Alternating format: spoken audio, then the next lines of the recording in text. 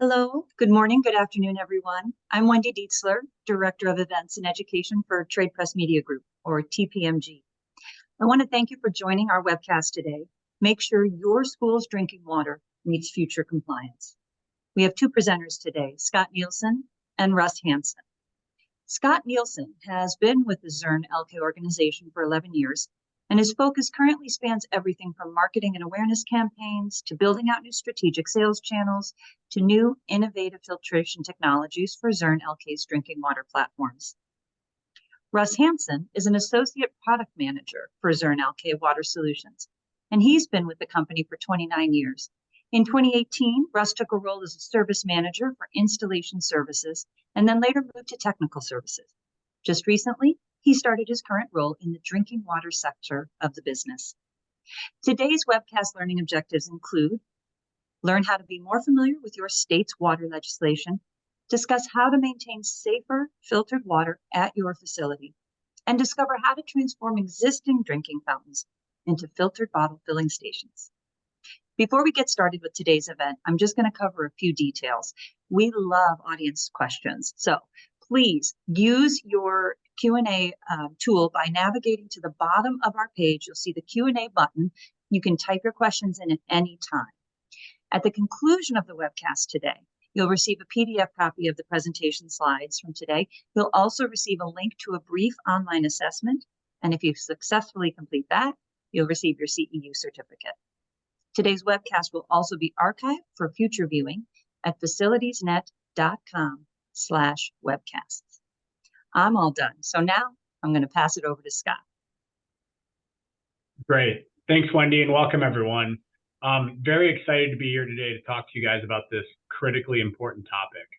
You know, at Elkay, we have a long history of providing leading drinking water solutions, bottle fillers, bubblers, as we say, drinking fountains, but the whole focus on filtered, safe, clean drinking water has really evolved in the last 10 to 15 years, and it's going to continue to evolve as we go forward. What we see at Elkay is a lot of change coming, a lot of focus on filtration around providing safe, clean drinking water to students as well as adults, but really kind of focused on, you know, what's coming forth in terms of change, what issues we face today, and what we can do to solve it. So we're super excited as I take on a filtration role here to lead this effort around providing safer, clean drinking water to students. Can talk to you more about what we're seeing and how it impacts you all and what we see coming and solutions we have to help everyone kind of not only get into compliance, but also kind of do the right thing and make a positive impact on all the students inside the schools and facilities. So with that, I'll start with you know, talking through a few things about why filtration matters, what change is coming, what about our filters, you know, make them better, how they operate within drinking fountains and bottle fillers, and then a few other products and accessories we have to really help provide holistic, safe, clean drinking water within schools. So I think, you know, first to level set and just provide a little bit of context of why we're here, why filtration matters, why there's such a large push and awareness created about this is every day, over 47 million children are drinking water that contains lead. That's pretty remarkable. It's more than 50% of children in our country are being exposed to some form of lead on a daily basis in their school's drinking water. Lead gets into water in a number of different ways, mostly through corrosion of various plumbing pipes and fittings, soldering different valves. And it could be anywhere from the municipal infrastructure system to building systems and in between. So, you know, to say I have a new building or all our stuff is, you know, free of lead within our building, the distribution of it from the municipality under the streets and to the school could very well introduce lead through leaching of, you know, old infrastructure and old pipes and fittings that were used for so long. You see up here in kind of the picture, it only takes a dash of lead to really impact children. And so the fact that we're exposing so many children to lead is pretty alarming. The exciting but frustrating thing about this is there are solutions. This is not a complex problem to solve. Our filters substantially reduce lead in drinking water, and they're very reasonable from a filtration standpoint. So filtered programs for schools for an entire school year cost about $1 per student. Now, when I talk to people, if that were per week, per month, it's still worth it all day long. We'll talk about, next slide, the effects lead have on children. But again, it's $1 per student for the year to have safe, clean drinking water through high-performing filtration programs inside of our units and our water dispensers. So as we go forward today, this is really the issue that we're solving, and it's really kind of a good opportunity to make a positive impact on all our students and children.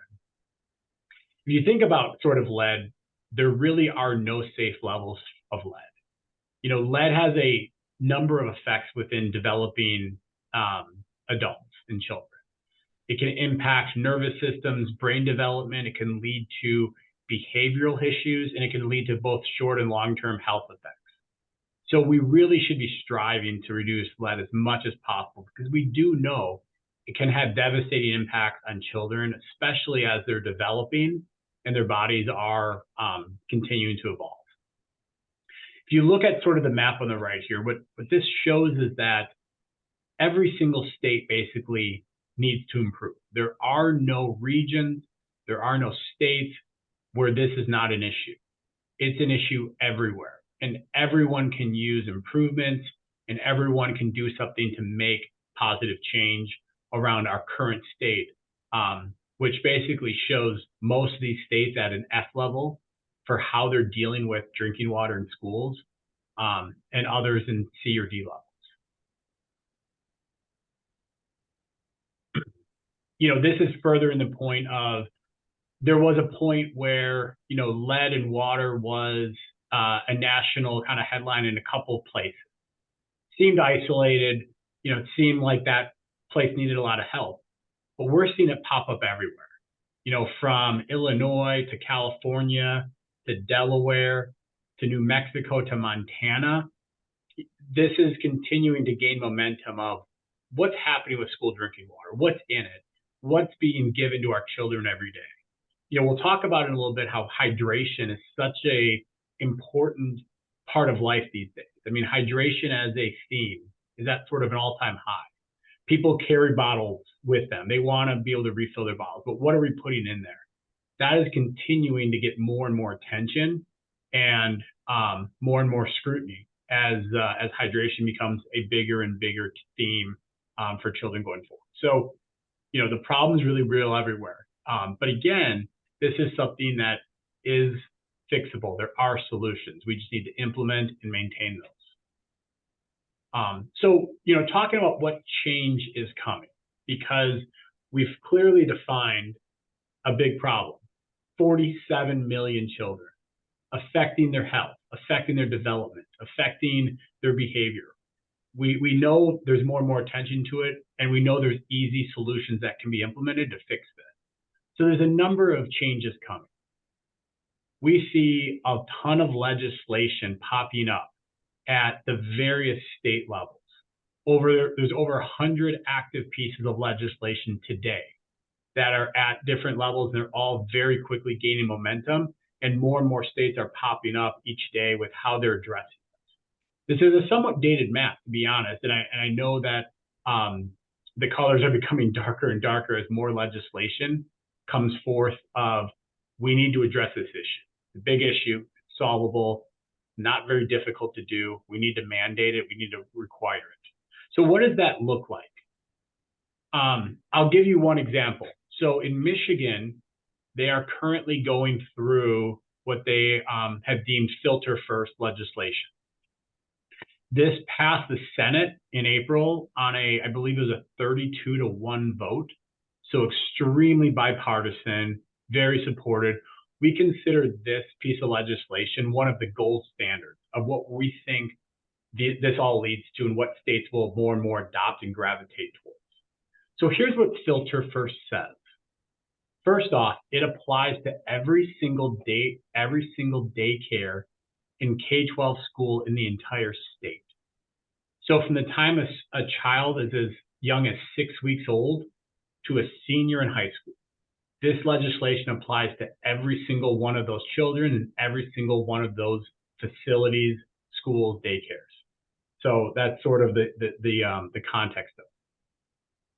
What it also says is it requires that there be one bottle filler per 100 occupants of those buildings.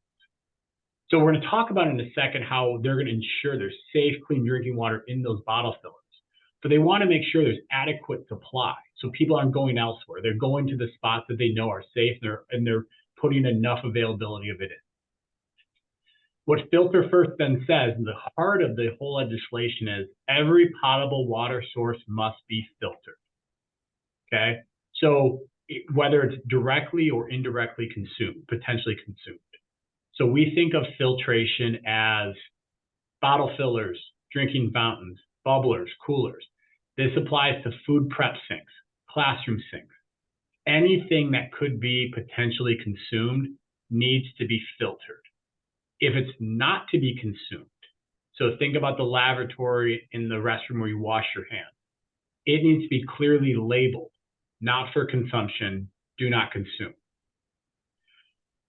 Then the filtration fixtures, all of those need to be monitored with status lights, maintained, changed frequently, and tested annually to ensure that lead is below the acceptable level.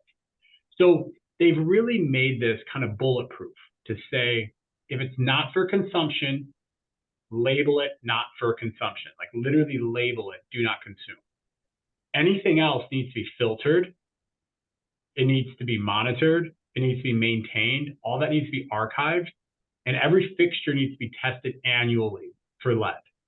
And if it goes above their threshold, which is 5 parts per billion, they need to come up with a remediation plan and send that to all the parents and families in that school. So facilities folks do not want to fail these tests and have to do that. But that is how critical Michigan sees this, as this is their plan to make sure that everything is performing at its levels that can be consumed, and we are not putting lead in any K-12 daycare facility. Everything's filtered, tested, maintained. They're allowing $100 million in legislation to get into compliance.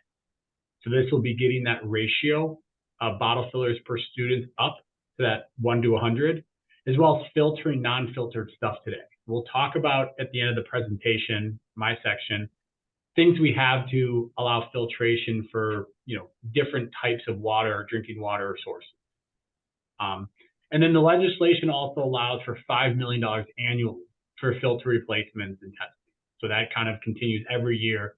$5 million would be in the budget to continue on compliance. So, this is an exciting piece of legislation. Like I said, we see this gaining momentum. The Michigan House is coming back into session this fall. We expect that to be voted on and passed pretty quickly and signed into law. And there's not a ton of time for compliance. I believe at the time it was by the beginning of the 2024 school year.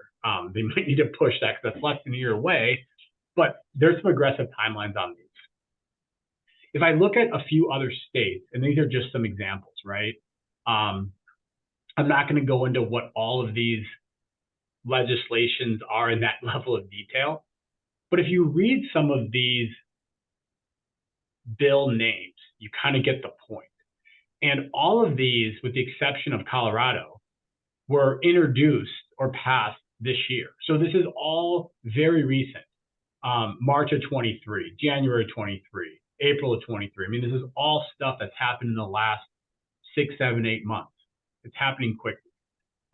Colorado passed the Clean Water in Schools House Bill. The California Safe Drinking Water Assembly Bill, the Healthy and Safe School Water Plan House Bill in Texas, the Safe Drinking Water in School Massachusetts Bill, and the Get the Lead Out of School Drinking Water Act House Bill in Kansas. I mean, they're all saying the same thing, that lead's an issue. There are solutions. We just need to make sure it's happening. We can provide safe, clean drinking water. Now, as a government, as a legislature, we need to make sure that that's happening within all of our schools. So, as we kind of think about the macro environment, states tend to be copycats of good legislation put in place in different places, and it starts to gain momentum. So, you've seen that happening with these states. There's other bills that are being introduced we talked about, but I think at the end of the day, it's all going to gravitate towards something like Michigan. Everything needs to be filtered. Get the lead out of it, maintain it, and test it. That's sort of where we think a lot of this is going to go in the next couple of years. Beyond legislation and requirement and regulation and just making it the law, we see a ton of advocacy on the rise around this topic. This is from an organization called Simple Water Data. And at the end of my section, I'll actually take you to this website and show you what they have. But they've created a report card for each state. So you can check the state you're in. How many schools test their lead? How many students are there? What's their threshold? What legislation is currently in process or not? What does it say? Who is the government authority that's in charge of oversight of this topic? So, this is just an example of a group that knows this issue, knows things can be done, and says we are going to rate everyone and we're going to stay on top of this and make sure that us as advocates can really kind of push for a lot of improvement here. And I think the last piece of the change really is social awareness, social demand, and kind of a societal expectation that's developing for cleaner drinking water. We talked about at the very beginning of this presentation how people are becoming more and more interested in hydration. Hydration as a category is at an all-time high. Use of single-use plastic bottles, is losing share to having a bottle to fill up. And so, this grassroots movement we see of just people saying, I care today more about what I'm putting in my body than 10, 15 years ago. You drank from a hose. No one thought about it. It didn't matter. Now people care. Now hydration is a big deal. People, that's gaining momentum. People are interested in what's in it and what they're consuming. So, we also see just a big grassroots upbringing of everyone saying, we should have safe, clean drinking water here. So, between all the legislation occurring, all the advocacy coming, and all the, I'd say grassroots, just social awareness and demand, there's a ton of change coming at this topic.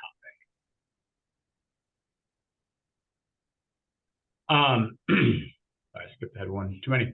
So, the exciting thing, for the impact we all can make is, no one can solve this better than Elkay. We are, as an organization, by far the leader in drinking water fixtures, dispensers installed in this country. It's well over 50%. I won't give you a number, but it's a majority of it are Elkay. So we've laid the groundwork. We've installed the fixtures. We've given access to water. Now it's just a matter of getting all these dots and making sure that that's all filtered, being maintained, and delivering safer, cleaner drinking water that's with lead heavily reduced out of that. So we're excited about the opportunity we have to say, take these units and really make them perform how they're supposed to perform through our great filters. Just speaking about our filters, a couple things that make ours, I would say, some of the best in class and some of the best to work with. So first of all, our filters are relatively small. This is a single 9.5-inch filter. My hand almost goes around it. It's about the width of a soda can. Easy to use. Okay. So some of our competitors, some others have big, bulky filters, sometimes two of them. This has a very easy quarter turn, large kind of wings on the side. You just do a quarter turn, it's locked in. You can't really cross thread it. Some of the others have multiple, turns with threading to get in. So again, one, very high capacity, and we'll talk about this in a minute. This can reduce up to 6,000 gallons or go through 6,000 gallons of capacity in one small 9.5-inch filter. So very, very powerful. We spent a lot of time engineering and making something that performs that well in such an easy to use, light, small fixture. I think we talked a little bit about the advantages of pairing this with our bottle filler. So quick installation, quarter turn. In some of our units, when you put the filter in, the light automatically resets from red to green. I've seen others where you can put the filter in, but then you still got to dig around and reset that status. This has RFID chips on the back. The RFID chips will identify itself in some of our units that we'll talk about and basically reset the light automatically. So we've really designed this filter to work hand in hand with our bottle fillers. I won't go into this in a ton of detail because Russ will further, but I think as we talk about various filters, which we'll talk about in the next slide, it's first important to lay the groundwork for our bottle fillers and maybe just give a little bit of technical performance here with bottle fillers and filters. So we generally have two types of bottle fillers. We have a standard bottle filler and an enhanced bottle filler. This is important because of how they operate with their filters. A standard bottle filler is designed to go from green to red after 3,000 gallons. Okay, that's great. Our number one selling filter, 90+%, the thing we sell all day, every day, it's called the 51300C. It is a 3,000 gallon filter. So our core filter is 3,000 gallons. The standard unit goes from green to red for 3,000 gallons, match made in heaven. If you look at our enhanced unit, and you can tell because this is a center set blue bar with the lights and the counter in the middle.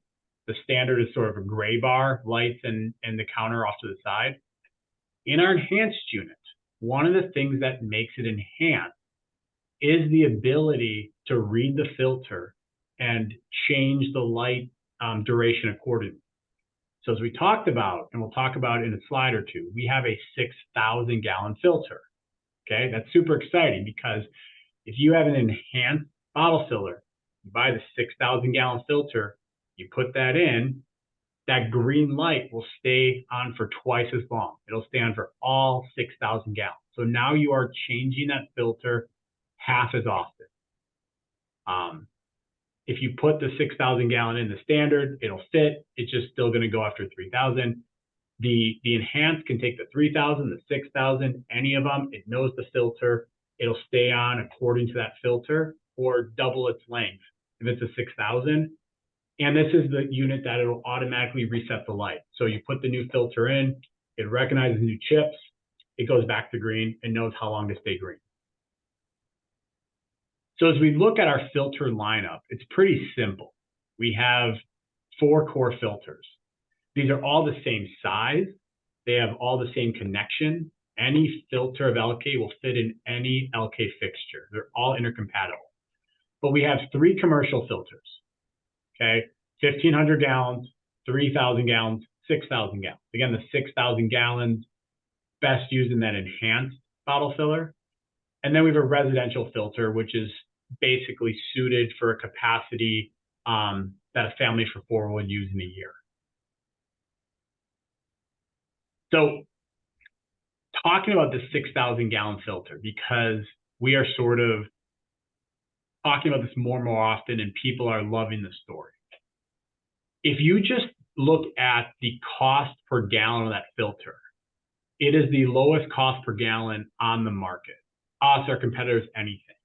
So it's double the capacity as the 3,000, but not double the cost. So if you're only thinking about value of cost per gallon, 6,000 your filter. But to me, that's not even the best value proposition. The best value proposition is it's going to save everyone time and hassle by keeping that green light on twice as long. Okay. So in high use areas, outside the gym, outside the locker room, in the entryway, where people are constantly using that and you're changing that, every 2 months, now you need to change it every 4 months. So instead of changing it 6 times a year, now it's 3 times a year. Just change yourself 3 filter changes. So, this is a really, really powerful product that, we've positioned as sort of the best in the market from a value perspective, a maintenance perspective, a performance perspective, kind of all the above. One other thing I want to talk about is retrofit of anything water related. So we have universal filtration retrofit kits that can filter anything. If there's a water line, we can filter it. We basically run the water line first to this filter, same filter we've been talking about, and then back to the fixture. You have sort of an old porcelain bubbler on a brick wall that you don't want to rip off the wall because you don't know what's back there, but you need to get into compliance with filtration. You can put this filter box up here, same performance we just talked about being delivered through this.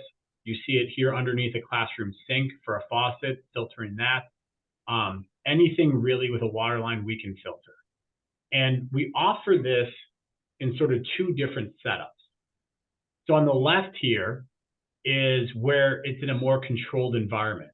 So, behind the cafeteria kitchen, like back in the kitchen, in a break room. Because all this is a bracket, some pipes and fittings, and the filter.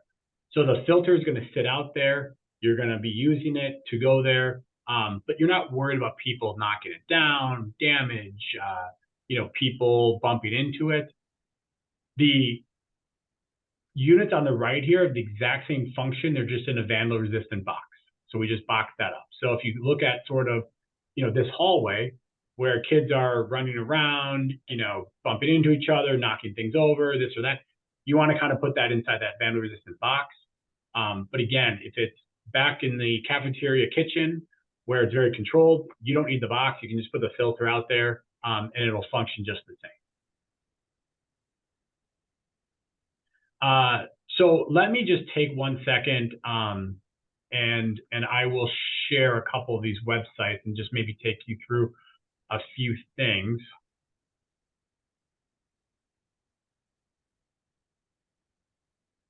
So a few tools here. So we have a fantastic facilities maintenance section on the Elkay website. So some of the things we just talked about, where we have a lot of information on lead and data and states, where the data is.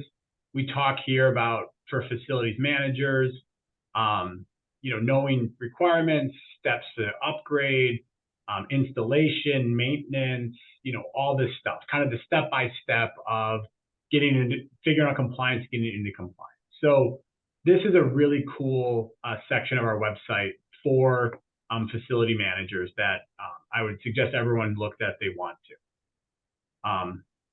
This is sort of the report cards we talked about. So this is simplewaterdata.com/school lead.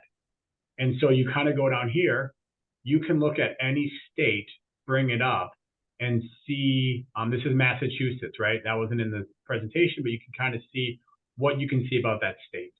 So this is the advocacy group that's kind of monitoring these states and looking at a lot of different data.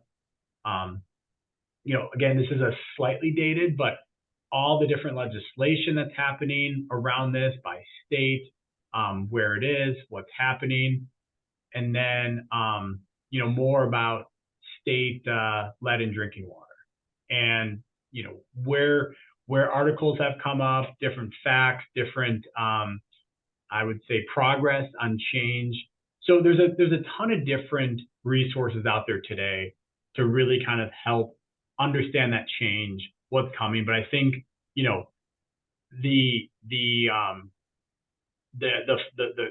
the great thing is, right, beyond the problem that we have is we have tools for all this. We have high performing fixtures, filters, systems to really get into compliance with this and to make sure we're delivering safer and cleaner drinking water to all 47 million children that are being exposed to lead today and affecting them.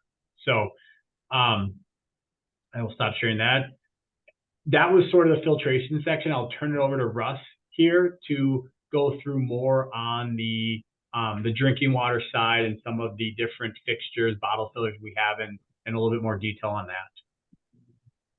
All right. Well, thank you, Scott. Yeah, and so we know that facilities managers, everybody's really, really busy, and they want to know what options are available to them for adding filtration to units in these schools, and how they can do it quickly and more efficient to save as much time as possible while they do this.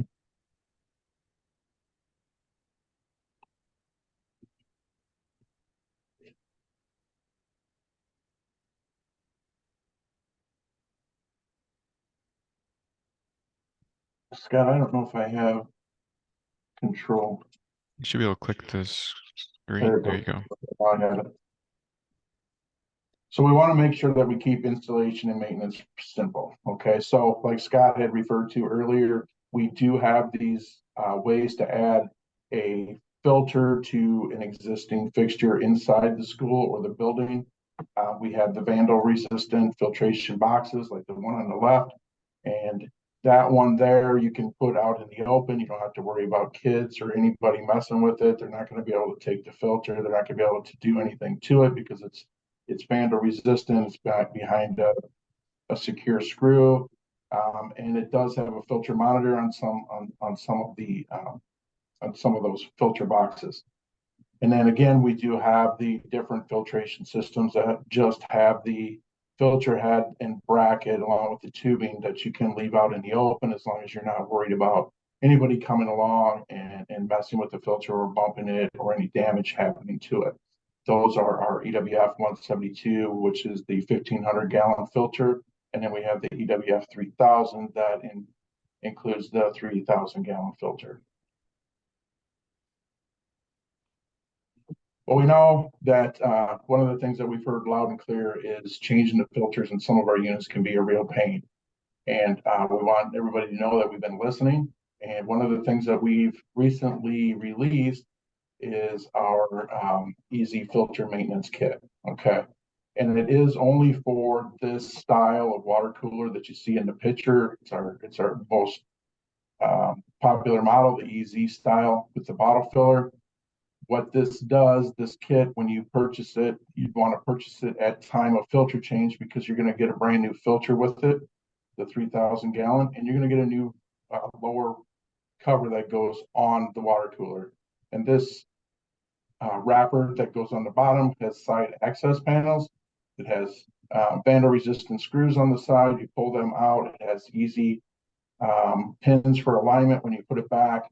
Just some of the things that you're going to want to keep in mind when you do this is to make sure you do have access from the side in order to do this, but it does take the time of changing the filter on this product way down from what it was when you had to take the entire wrapper completely off the unit.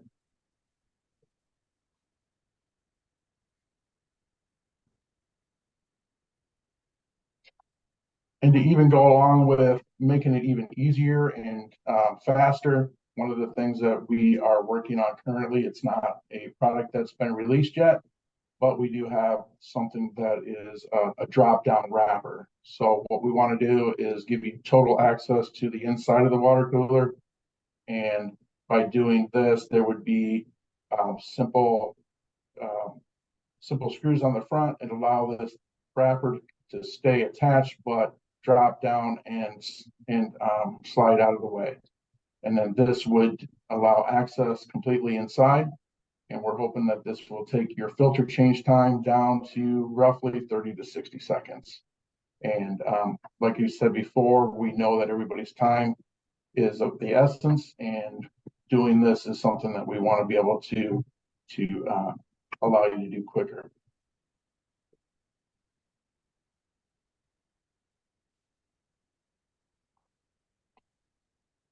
Some of the other things that we also have coming up is a new connectable unit. So we've heard that a lot of universities, schools, they get calls as soon as a filter light turns to red on one of the products.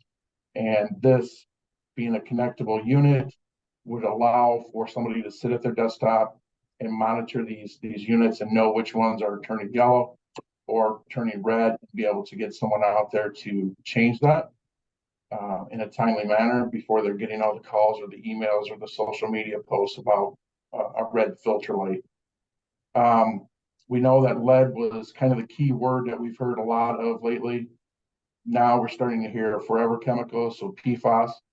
One of the things that we're hoping to release soon is a new filter that would take out the PFAS as well.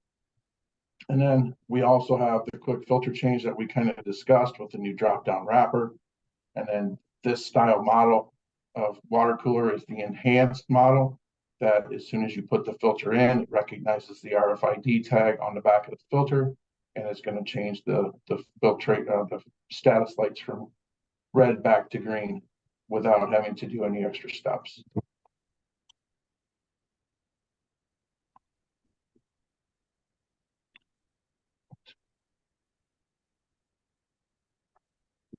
So another way that you can add a bottle filler to one of your existing fixtures is through our retrofit kits. And that's the lower left picture there. You would get everything to add a bottle filler to your existing fixture without having to change anything else and change the fixture at all. We do know that sometimes it's not feasible to do this, and you don't have that existing fixture, so you have to put a new one in with a new bottle filler. And when you do that, sometimes the roughing is not going to be exactly the same. You have to move the drain or the outlet or the water inlet, and that requires opening up the wall. And then you have all this wall work that needs to be done. One of the things that we do offer for our products is that stainless steel back panel that also would go onto the wall, and then the product goes on top of it, and it gives you a nice clean look and covers up anything that was opened up inside the wall.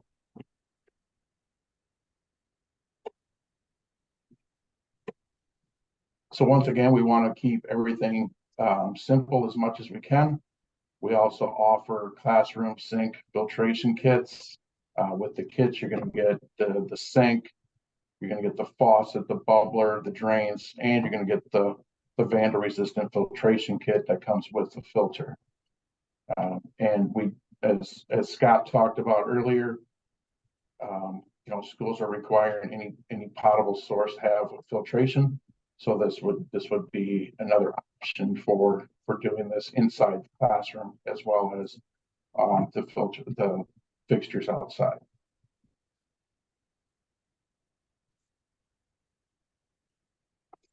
So I think we're ready for question and answer now. Yes, we definitely are. Russ, thank you so much. And Scott, you as well. We really appreciate this information. You guys covered a lot of ground. And the questions, as expected, are definitely coming in. So if you do have a question and you haven't yet taken advantage of this opportunity, please navigate your mouse, your cursor to the bottom of your screen. You'll see a Q&A bubble pop up, and that's where you can submit our questions or your questions.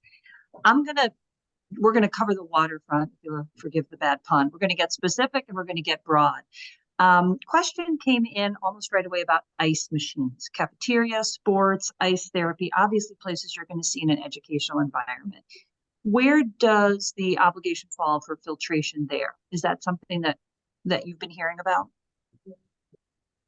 Yeah, I know some of the, the ice machine manufacturers, and, Pentair is a good example.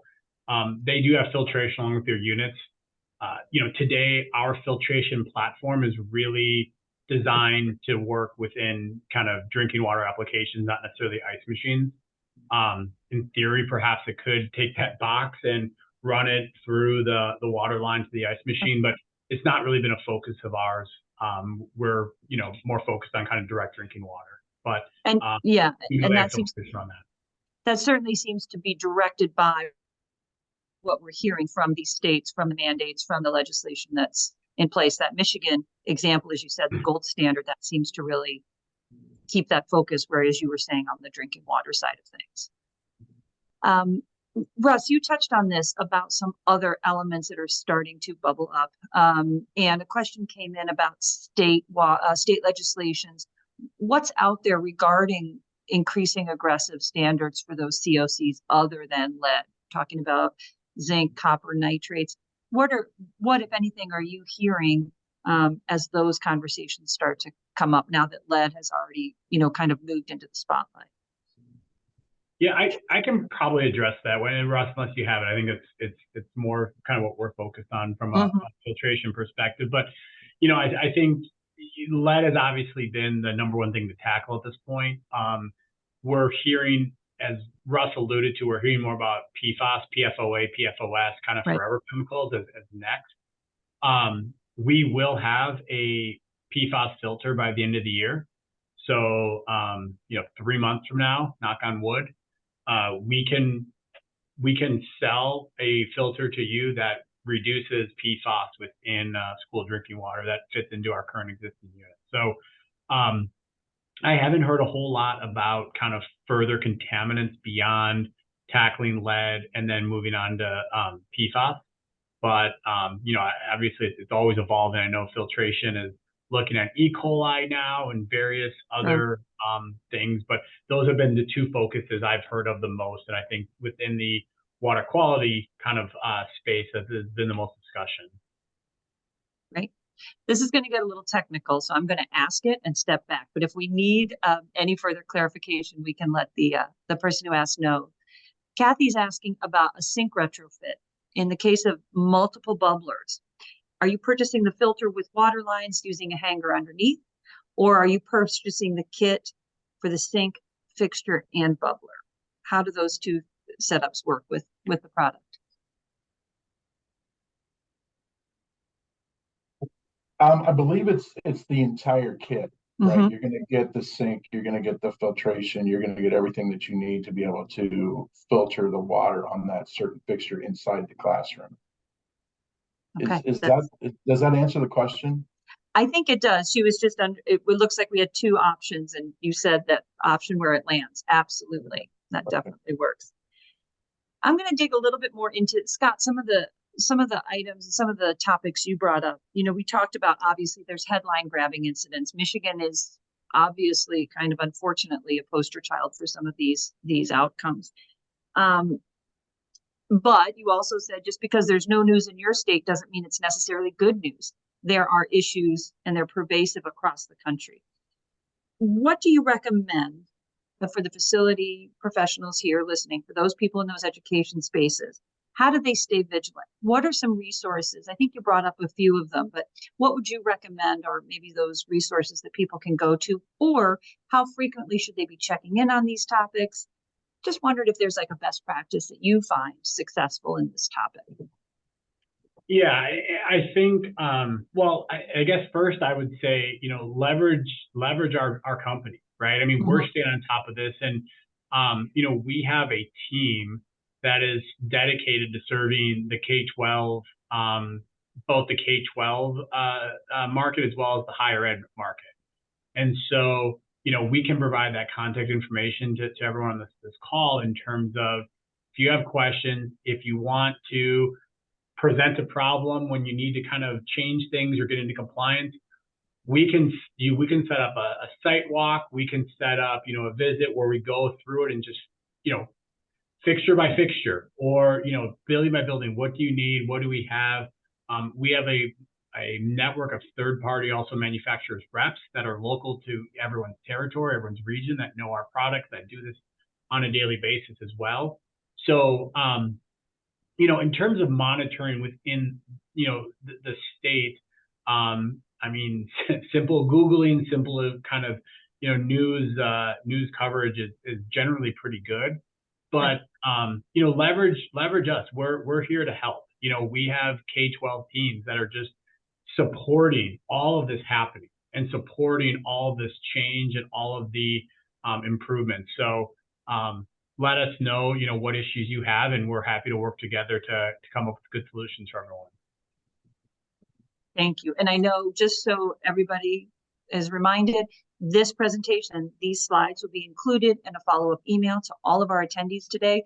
Those resources, some of those links will be a part of that.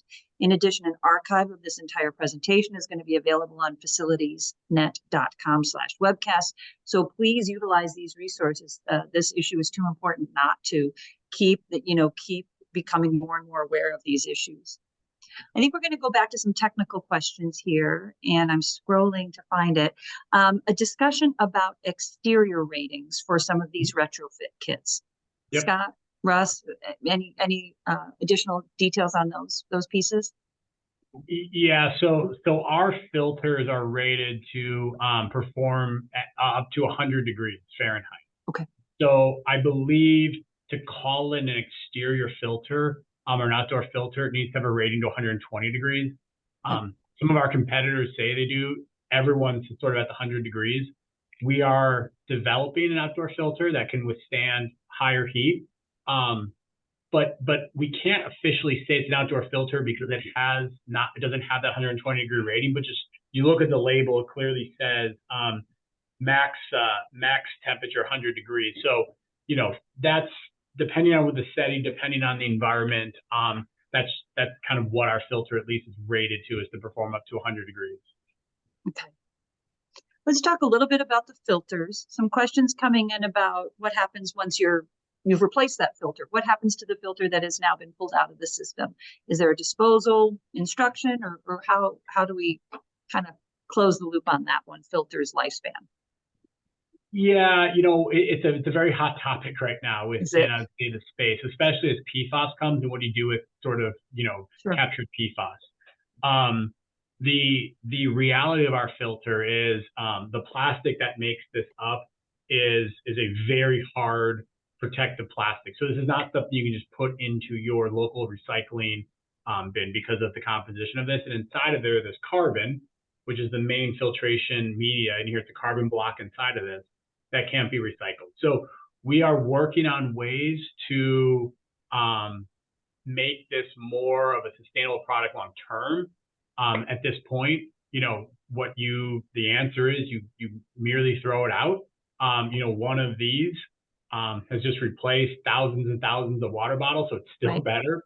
And the way that the filter is encapsulated, it doesn't release anything through it, so it's always going to be kind of contained. But we continue to kind of explore what we can do better in terms of used filters. And it sounds like, as you were saying earlier in your presentation as well, not just the volume that's been reduced, but also the frequency by which you have to replace these water filters. You're not doing nearly as many and nearly as often. So there are some solutions. And I would also imagine your team at Zurn Elkay can also help walk any user through the process of how do I do this? What do I do with it when it's done? And continue to update us on those shifts and those absolute evolutions of the product. Daniel is asking about water softeners. Yep. And I'm not sure where we come down on this, but do water softeners help remove any lead from your incoming supply, be it city or privately supplied? Yeah, I don't know the answer. I would suspect not, because I think what water softeners are really more of an anti-scalant, takes the kind of the scale out of the water. The way lead gets basically filtered out is it needs to be attracted to and stick to kind of carbon activated media, and that's sort of it. So the analogy I kind of use with how our filters work is there's a block of carbon in there. Think about that as a sponge, right? As water goes through, that sponge is absorbing carbon and sticking to it. Eventually, after 3,000 gallons, 6,000 gallons, that sponge is sort of full, right? Yeah. And so water now coming through, not getting worse, right? It just, we're not taking anything out of it because that is now full. So, what I know of water softeners is you basically are taking the hardness or the scalant out of it through going through salt, but that's not activating anything to kind of capture lead, and there would be no way for it to stay behind, because eventually that your water softener kind of runs down and you're not disposing anything, whereas this carbon has lead attached to it that then gets disposed of. Another question came up about retrofitting, and I believe this was touched upon, but let's go back to it. Mike is asking if there are any retrofit bottle filler faucets to replace a standard bubbler. There are, and let me just share my screen, Paul, if I can, for just 1 minute, because we do have two. I think this is the question. We do have two very, I would say, good filtered faucet offerings. So these are two Elkay solutions. Again, same exact filter, works on these faucets. This is a kitchen faucet. The cool thing about this faucet is two things. Number one, in this black base at the bottom, there's a tiny little light in front. It's blue when your filter is good, and it turns red when you need to change it. So even though the filter is underneath the counter, out of sight, out of mind, nicely underneath the counter, you can still have an activated light here of, is your filter good or bad? The other really cool thing about this faucet, there are two waterways within it. There's a filtered and a non-filtered setting. That's important because if you're washing your dishes, right, you can go to your non-filtered setting, use water that's not, and you're not chewing through and using filters. And when you're cooking or filling up water to drink, you go the other way and you use filters. Right.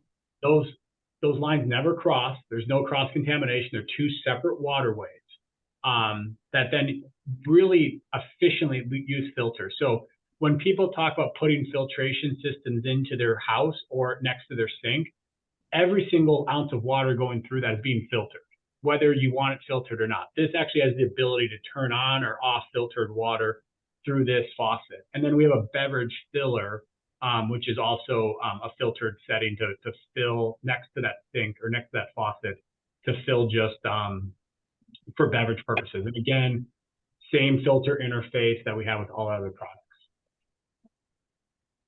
It's a great answer. And thanks for that question, because it really let us dig into those details and the benefits of those kind of, like you said, closed protected systems. Thank you.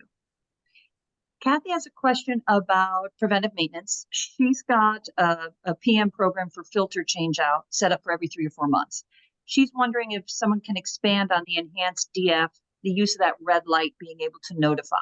Is that a visual? Is there a way to integrate that into some sort of automated PM program? What are you seeing as a best practice for those change out schedules?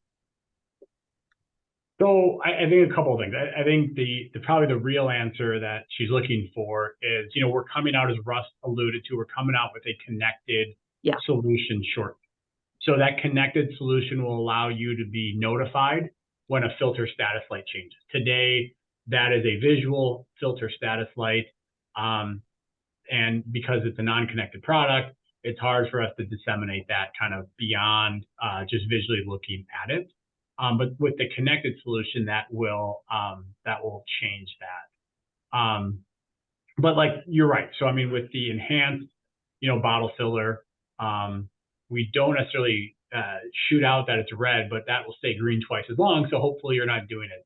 The other thing, where I've seen facility maintenance people maybe have better programs is just doing on, every summer break and winter break, so it doesn't pop up in the middle of the year. Just, set it when things are kind of slower in the summer, the winter, and kids aren't in there, go ahead and change the filter. So we've seen that, but if it's happening every 3 to 4 months, it perhaps needs to be more frequent than that. Okay, that's helpful. So just so everyone knows, we're coming to the end of our Q&A time. We probably have time for 1 or 2 more questions. I'm going to throw this one out, and it's just pure conjecture. You guys can kind of listen and hear and give your opinion. William is asking if you see this also applying to areas like theme parks or museums, other places that traditionally host students in a field trip setting or anywhere where you've got students convening.